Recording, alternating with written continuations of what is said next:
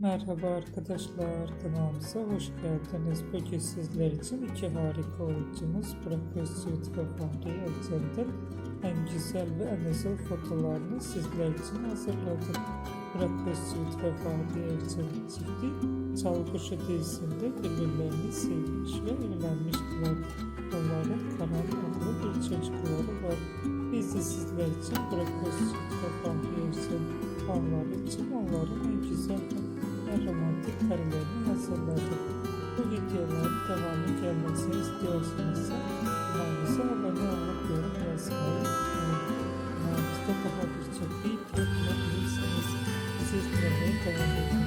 Herkese teşekkür ederiz.